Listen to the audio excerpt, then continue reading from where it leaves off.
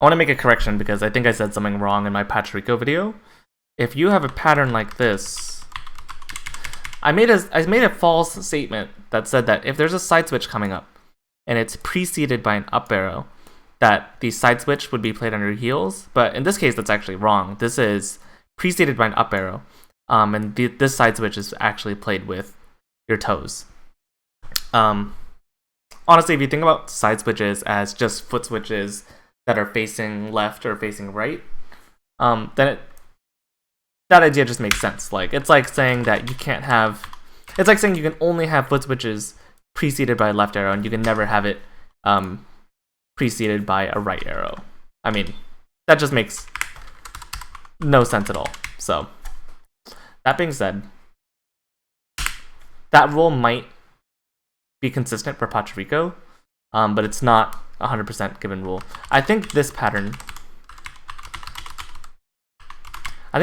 might be in Synergy by Snooze, which was in Tommy's tournament for Bofa, but not positive on that. So, anyways. Oh, I think I deleted the chart. No, I didn't. Okay, we're good. Let's talk about how we win. How we win is a good follow-up chart to talk about when we're already talking about side switches. There's a lot of side switches featured at the end.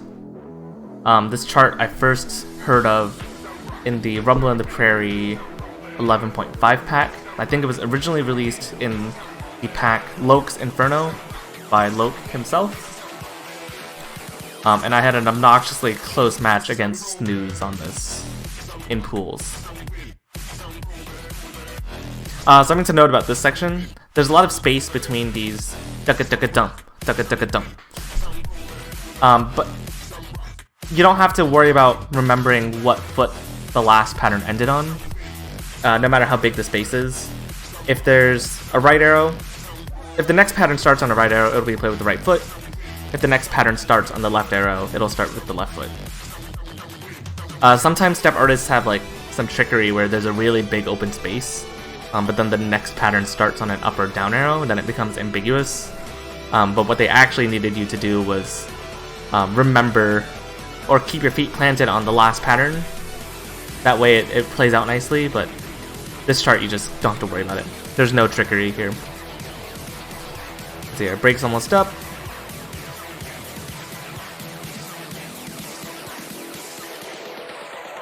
Here's the side switches. Oh yeah, this chart is so good. Yeah, I just really appreciate this chart. You know, it doesn't overwhelm you with side switches. They're really happening just one at a time. And they're also not only both on the left and right arrow, but they happen both facing out and facing in. This section's fun. Crossovers into or not brackets. Foot switches into crossovers.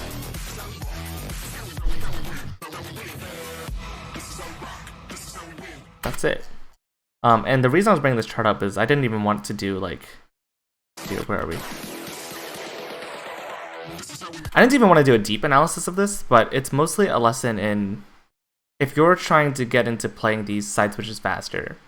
I have kind of two big points. One is that if you're trying to move faster in general, or trying to get good at executing tech faster, the only way that you're going to be able to do it is to play those things, like play those faster things.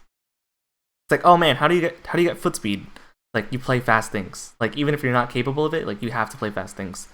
But the other thing, the counterpoint for that is that anything that you do incorrectly when you're trying to play something slowly gets like totally blown out of proportion when you start to ramp up the tempo. So going back to Patrico, or if there's like easier examples of side switches, like if there are problems that you have doing the side switches in Patrico, they're going to get blown up when you try to do it as 16th notes here, right?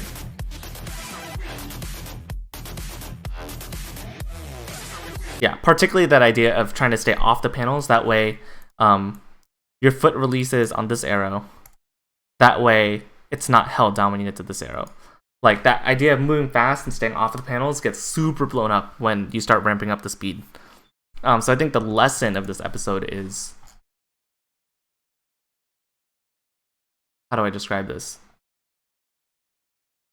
You have to play fast things in order to play fast. You need to play things slower in order to learn how to play things fast. Like, your technique on how you do things slower is the foundation of how you're able to execute things going faster. Yeah, just really staying light on your feet, staying flowy, not getting stuck on any of these. I'll probably have to upload a video of me playing this. Yeah, same here. You just gotta stay flowy. You can't panic. You gotta stay light on your feet and just keep it moving.